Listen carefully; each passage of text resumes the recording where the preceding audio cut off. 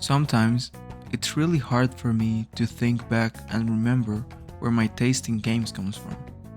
It may come from an aspect of a game I enjoyed, or maybe just a concept I think is interesting, ignoring the formula even. But ironically, one of the most fundamental games for my development of taste isn't really a great game. Actually, most people would tell you that this game is fundamentally a bad one. That game is Call of Duty Black Ops 3. What makes Black Ops 3 special to me isn't that it was the best one in the saga. In fact, as many of you as will watch this will tell me that it's not even close. The campaign especially was a confusing, jumbled mess of a story. The setting going so far into the future was still, to this day, divisive amongst longtime fans. And for many of the hardcores, this was the moment that COD went too far into science fiction. Yet despite this, Black Ops 3 for me is a game that built my perception on what a multiplayer game should be. The reason I believe this is that I find that Black Ops 3 understood that game mechanics and development is only as interesting as the ways that players can and will interact with them.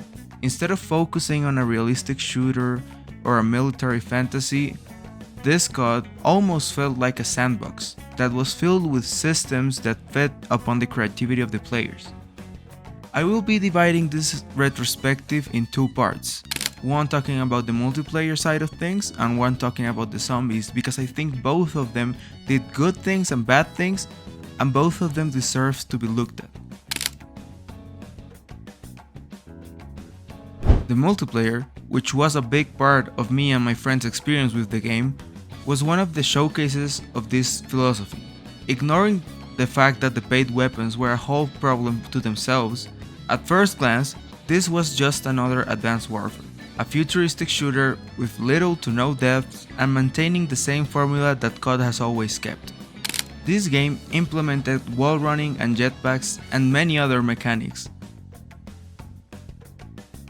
But what made these technological advancements in the gameplay work for me is how they were implemented into the map itself.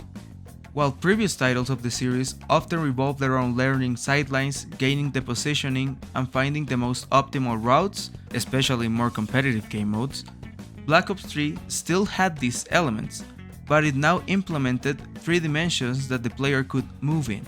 I could challenge a gunfight on the ground, or running from a wall, or jumping above a wall. And this resulted in borderline stupid tactics that I would play around with my friends all the time. But what I find to be especially interesting looking back on the game is how carefully the maps were designed to actually work around these mechanics. The movement system wasn't simply added to already existing Call of Duty maps. Most maps had new alternative pathways, insane flank shots, and vertical movement opportunities that encourage us to experiment in the ways we approach the match. All of this while maintaining the fast-paced combat that COD is known for. Even if at some times I dislike the new movement, honestly, it is hard for me to deny the creativity that went behind implementing these brand new mechanics. The specialist system is the other big feature that has aged better in some aspects than others. On paper, giving the players unique abilities sounds like an imbalance or making the game an Overwatch. The cavalry's here! But in the game itself, it just added another layer to the decision making of the players, almost like the kill streaks in-game. Choosing a specialist wasn't just choosing the most overpowered abilities. Sometimes. It was choosing the playstyle you liked.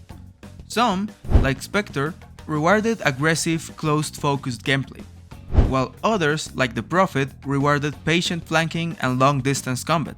While yes, these mechanics, like the weapons in-game, weren't created equal, I'm looking at you, Nomad and Battery, these mechanics added another layer of creativity at how the game could be played. What fundamentally made multiplayer so good for my experience wasn't any single mechanic, but the chain reaction that all of these mechanics created together. Movement affected positioning, positioning affected how specialists worked, and specialists affected how you hold the map. and this made most matches feel like a combination of pure skill and creativity. For me, multiplayer became less about aiming at the opponent, although that was especially important, and more about finding a way of approaching the game that was smarter or better than the opposing team. But even after all of this, I'm sorry to say that as good as the multiplayer was, the real reason I come back to play this game yearly was the zombies. If there was one thing that defined how Prime Treyarch was moving, was a profound understanding of what made the Zombies game mode special. By the time Black Ops 3 came around, Zombies had already evolved far beyond its origins as a simple, round-driven survival mod, and what Black Ops 3 did was understand that, take lessons from it, and make a definitive version of the formula. From my experience, what fundamentally makes Black Ops 3 Zombies shine is the most important thing that any Zombies game has to have: map design. Shadows of Evil, Der Eisendrache, Setsubo no Shima, Gorod Krovi, these masterpieces weren't simply arenas for surviving waves. Even though they mastered it, they didn't limit themselves to the usual resource management point system that the series was known for. They were massive puzzles that were filled with secrets, side quests, hidden mechanics, and lore secrets. They knew how to perfectly balance a fun gameplay experience with a hugely rewarding Easter egg and lore hunt. In these maps, exploration and learning became just as important as survival. These maps were layered. While a new player could focus on opening doors and buying weapons, series veterans could spend hours learning the Easter egg, optimizing door routes, and unlocking the wonder weapons, which some were super hidden. The same maps supported many different levels of engagement, and actively encouraged you to learn more.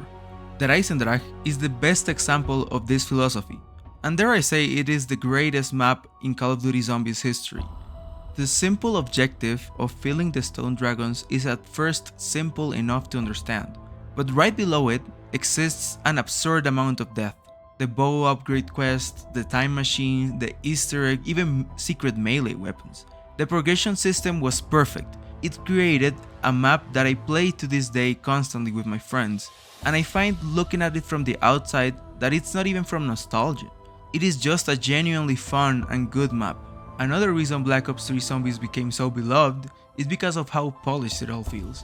Apart from having graphics that hold up even to this day, the core gameplay feels smooth, the movement is fluid, the weapon handling feels absurdly responsive even with wonder weapons, and the game runs amazing most of the time.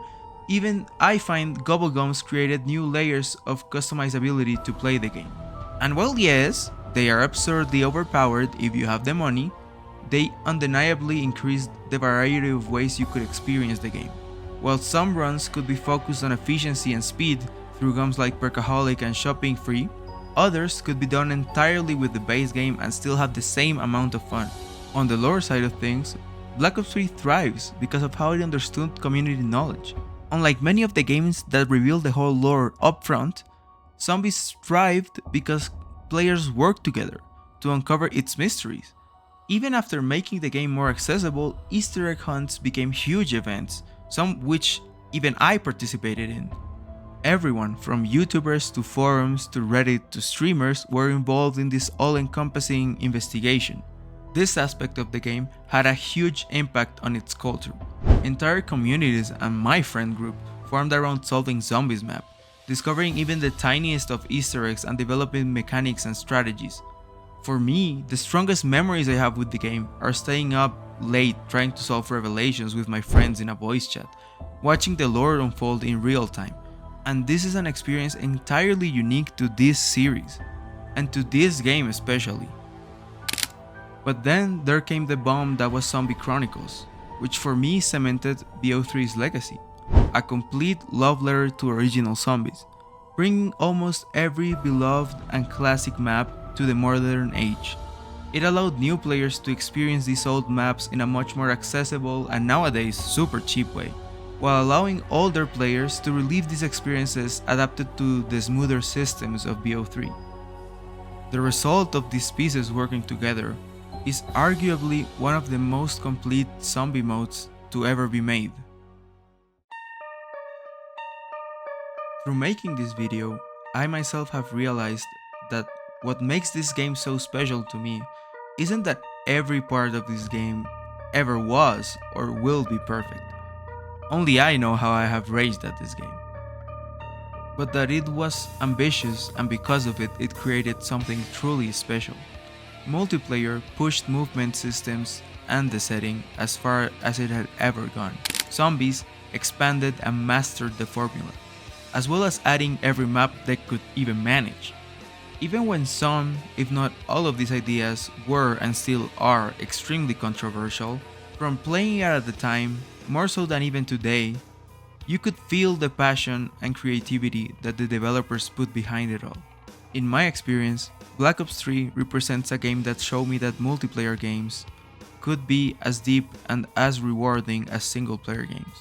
That they could form a community so strong at the time that it's all we could talk about in school. And for me, it's truly one of the last times I have ever enjoyed a game from COD.